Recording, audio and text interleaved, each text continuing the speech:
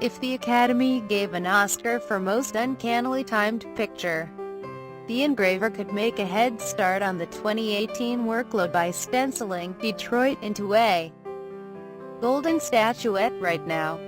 Catherine Bigelow's forensic examination of the race riots and racist police brutality that raged across the Motor City over several days in July 1967 opens by starkly stating that change had to come. Change did come, albeit less absolutely than the campaign mantra of the first African-American president promised.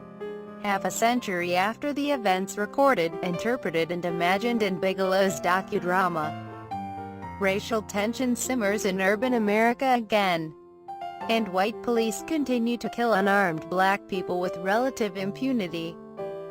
The day I saw the movie, Mitt Romney identified the current president's equivocation between racists and anti-racists as a threat to America's national fabric.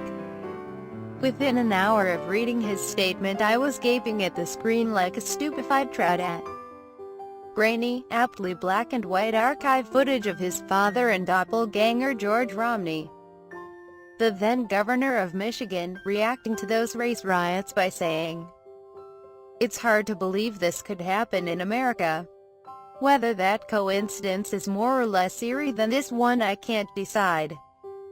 But an early scene shows Martha and the Vandellas performing Dancing in the Street, the Motown civil rights anthem, believed to be a coded call to arms to the oppressed blacks of American cities, when the Fox Theater's manager sidles over to tell them about the rioting and asks them to stop.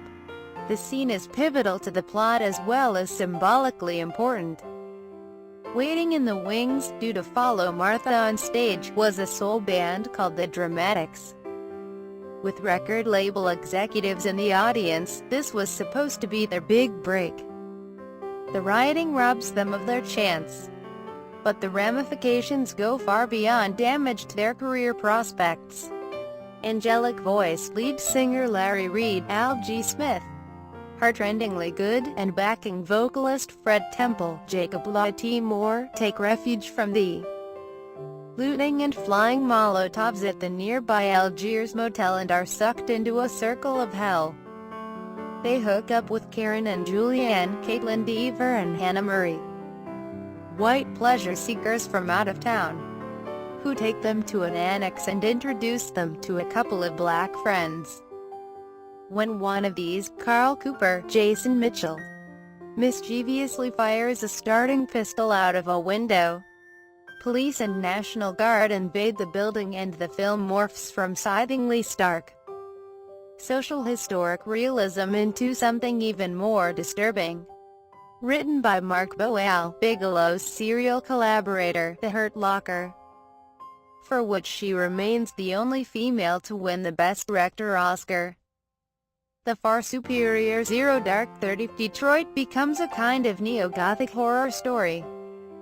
Its lead monster is sociopathic cop Philip Krause Wolpolter, a baby-faced white patrolman already seen shooting a looter in the back, blithely unconcerned by the threat of a murder charge for that, and ably supported by two other white officers whose sadism is fueled by repulsion at finding white women mingling with black guys. Krause treats the ensemble of suspects, black and white, to an elongated festival of terror, pain and death, along with Smith and Anthony Mackie as Green, a soldier just back from Vietnam whose service wins him no reprieve from his skin color. Two Londoners stand out in this strong ensemble cast. Polter brings truly chilling, dead-eyed detachment to the monstrous Krause, and John Boyega infuses black security guard Melvin Dismukes, whose attempts to play peacemaker between cops and victims has him maltreated by the former and labeled an Uncle Tom by the latter, with the poignancy of a good man undone by an impossible situation.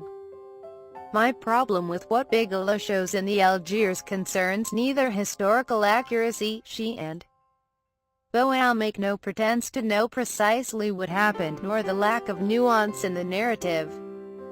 It is a matter of record that 3 unarmed black people died and 9 others were badly injured at the hands and guns of white cops.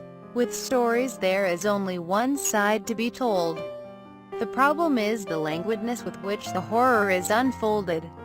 Technically, the gradual heightening of fear as the suspects are psychologically tortured and physically abused is perfectly executed.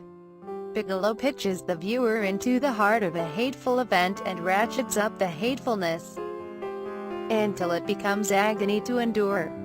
In its refusal to sanitize the assault on the senses, as well as its deliberate avoidance of characterization and backstory, Detroit reminded me strongly of Dunkirk. Unlike Dunkirk, survival here is not victory. Survival is merely a less final version of defeat.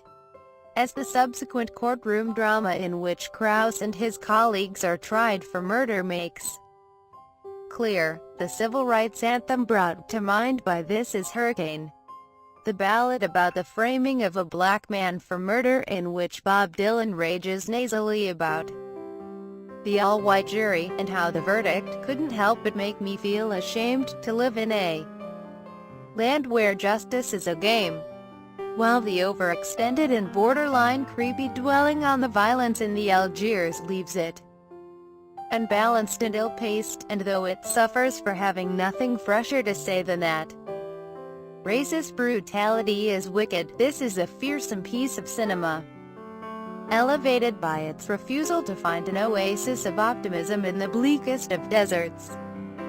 Detroit is invested with urgent, tragic relevance by the timing of its release. As a historical event, what happened there demanded to be recorded and remembered. Don't forget the Motor City, as Martha Reeves sings in the song. If you see Detroit, you won't.